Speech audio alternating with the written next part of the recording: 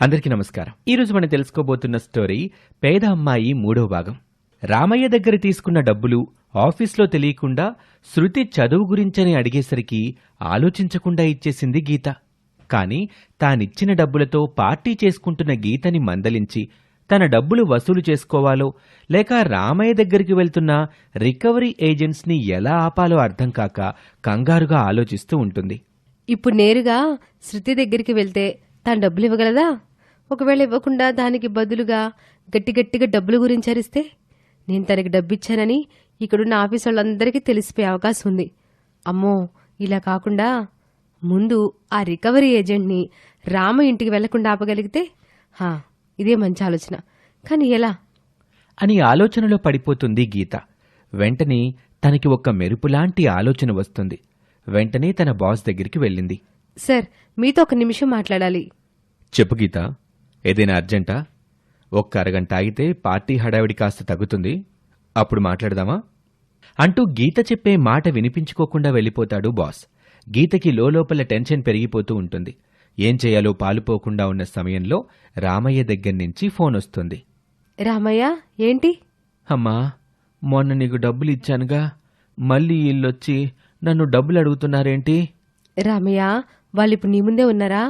అవునమ్మా, ఫోన్ ఇమ్మంటావా? లేదు, ఒక్క నిమిషం. నేను వాళ్ళకి మా బాస్ నుంచి ఫోన్ చేయిస్తాను, మళ్ళీ వెనక్కొచ్చేస్తారు అని చెప్పి ఫోన్ కట్ చేస్తుంది గీత. వెంటనే వెళ్లి స్టేజ్ మీదున్న మైక్ని బాస్ దగ్గర నుంచి లాక్కొని, హాయ్ ఫ్రెండ్స్, మనం ఇంత హ్యాపీగా బాస్ ఇస్తున్న పార్టీని ఎంజాయ్ చేస్తున్నాం కదా, కానీ మనలో కొందరు మాత్రం ఈ రోజు కూడా వర్క్ చేస్తున్నారు. వాళ్ళకి మాత్రం ఈ సెలబ్రేషన్స్ ఉండకూడదా? ఈ విషయం బాస్కి తెలియకపోయి ఉండొచ్చు, కానీ మనం చెప్పాలి కదా. బాస్, మన రికవరీ ఏజెంట్స్ని కూడా మన పార్టీలో జాయిన్ చేద్దామా? నలుగురిలో అనవసరంగా పరువు పోగొట్టుకోవటం ఇష్టం లేక బాస్ వెంటనే ఒప్పుకుంటాడు. గీత రికవరీ ఏజెంట్కి ఫోన్ చేసి వెనక్కి రమ్మని చెప్తుంది. అమ్మయ్యా, ఈ రోజుకి ఎలాగోలా తప్పించుకున్నాను. కానీ రేపటి పరిస్థితి ఏంటి? రేపు వీళ్ళు మళ్ళీ రామయ్య దగ్గరికి వెళ్తారు కదా, అప్పుడు వీళ్ళని ఎలా హ్యాండిల్ చేయాలో అర్థం అవ్వట్లేదు. ముందు ఈ శృతి సంగతి ఏంటో చూద్దాం అని శృతి తన ఫ్రెండ్స్తో పార్టీ చేసుకుంటున్న చోటుకి వెళ్తుంది గీత. గీతని చూసిన శృతి కాస్త కంగారు పడుతూ పారిపోదామని అనుకున్నా కాస్త ధైర్యం పోగు చేసుకుని, గీత, నువ్వేంటిక్కడ? రా, సెలబ్రేషన్స్లో నువ్వు కూడా పార్టిసిపేట్ చేద్దు గాని. శృతి, కాస్త పక్కకొస్తావా? నీతో మాట్లాడాలి. వెళ్దాంలే, తొందర ఏముంది, వెళ్దాం. ముందు పార్టీ ఎంజాయ్ చేయి.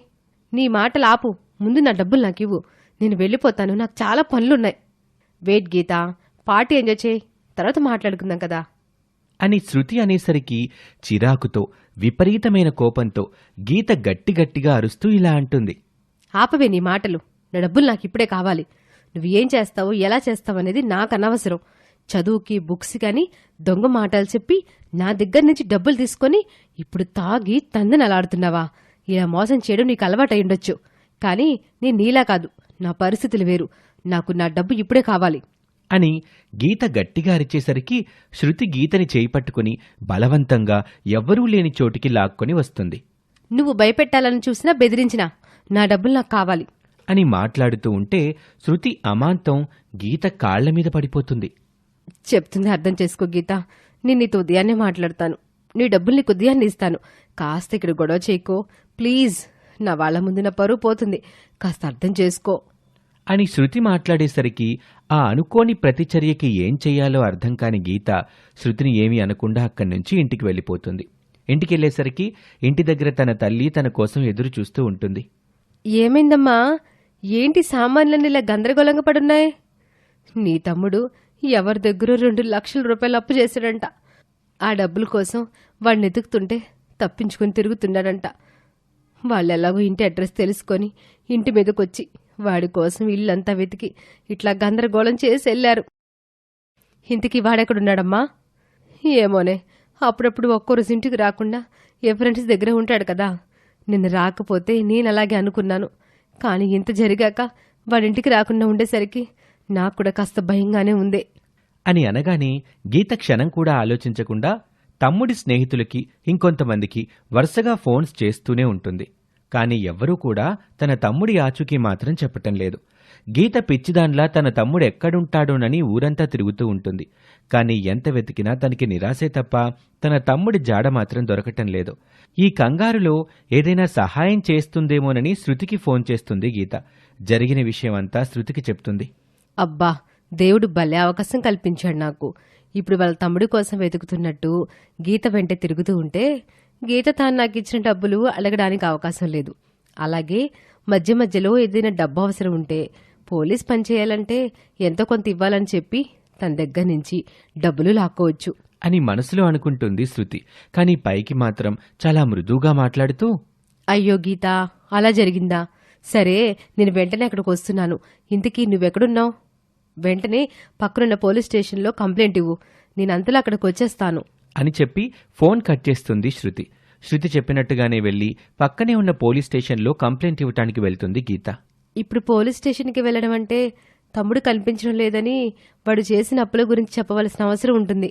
కానీ వాడు అప్పు చేసి ఏదైనా తప్పుడు పని చేసుంటే నేను వాడిని పోలీసులకి పట్టించిందని అవుతానేమో అని అనుకొని పోలీస్ స్టేషన్లో కంప్లైంట్ ఇవ్వకుండా ఆగిపోయి శృతికి ఫోన్ చేస్తూ ఉంటుంది. కాసేపటికే శృతి గీత దగ్గరికి బైక్పై వస్తుంది. శృతి, వచ్చావా? నాకేం అర్థం అవ్వట్లేదు. నా తమ్ముడు అసలే వాడు ఎప్పుడు ఏదో కోల్పోయినట్టు చాలా డిప్రెషన్లో ఉంటాడు. కొంపతీసి వాడేమైనా చేసుకుంటాడేమోనని భయం వేస్తుంది. అందుకే నేను ఇంతలా టెన్షన్ పడుతున్నాను. గీత, నువ్వేం కంగారు పడుకో. నేను వచ్చాను కదా, చూసుకుంటాను. మన ఊరంతా జల్లెడ పట్టైనా సరే మీ తమ్ముడు ఎక్కడున్నాడో కనబడదాం. నువ్వు ఫోన్ చేశావని అర్జెంటుగా వచ్చాను. కాస్త ఆకలిగా ఉంది. ఏదైనా తినేసి మనం పని మొదలు పెడదాం. సరే సరే, అలాగే చేద్దాం. ఏదైనా తిందాం అని శృతిని తీసుకుని వెళ్లి హోటల్లో తినిపిస్తుంది. అలా శృతి తనకి కావాల్సిన వాటన్నింటినీ గీత దగ్గర తీసుకుంటూ ఉంటుంది. శృతి, అడగడం కాస్త ఇబ్బందిగా ఉన్నా కానీ అడగ తప్పడం లేదు. ఇప్పటికే చాలా సమయం అయిపోయింది. మనం ఇక వెళ్దామా అని అనగానే శృతి వెంటనే లేచి, నువ్వు ఖర్చు పెట్టి ఈ డబ్బుల కోసం వచ్చానని అనుకుంటున్నావేంటి? పద వెళ్దాం అని ఆవేశంగా గీతని తీసుకుని వెళ్తుంది.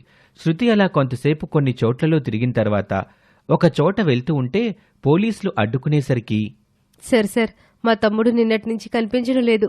వాణ్ణి వెతుక్కుంటూ ఉన్నాం సార్. అవును సార్, అవును, నిజంగానే వాళ్ళ తమ్ముడు కోసం వెతుకుతూ ఉన్నాం.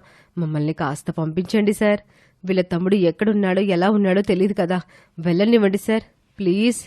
మీరు ఇంతలా ఎందుకు చెప్తున్నారో ఏంటో నాకు అర్థం కావటం లేదు. నేనిక్కడ ఉన్నది కేవలం బండి నడిపేవారు తాగేసున్నారా లేదా అని తెలుసుకోవటానికి మాత్రమే. నువ్వు బండి నడుపుతున్నావు కాబట్టి ఇందులో ఒకసారి ఊదేసి వెళ్ళిపో అని వెంటనే ఆ మద్యపాన రీడింగ్ తెలిపే మెషిన్ని శృతి నోట్లో పెడతాడు పోలీస్. శృతి తాగినట్టుగా తెలియగానే శృతితో పాటు గీతని కూడా తీసుకుని పోలీస్ స్టేషన్కి వెళ్తాడు పోలీస్. మీరు ఏ విషయం అడక్కముందే ఏవేవో విషయాలు చెప్తున్నప్పుడే నాకు అర్థమైంది మీరేదో తప్పు చేస్తున్నారని. తాగేసి రోడ్ల మీద తిరగటం, ఎవరైనా పట్టుకుంటే హాస్పిటల్ అని ఇంకేదో అని కహానీలు చెప్పటం బాగా అలవాటైపోయింది. పోలీస్ స్టేషన్లో ఈ రాత్రంతా ఉంచి మీ అమ్మా నాన్నల్ని పోలీస్ స్టేషన్కి పిలిపిస్తే అప్పుడు బుద్ధొస్తుంది మీకు అని పోలీస్ వాళ్ల దగ్గర ఫోన్ లాక్కొని గీత వాళ్ళ అమ్మతో పాటు శృతి వాళ్ళ అమ్మకి కూడా ఫోన్ చేస్తారు పోలీస్ అధికారులు. ఇక ఆ తర్వాత ఏం జరుగుతుందో మనం వచ్చే భాగంలో చూద్దాం.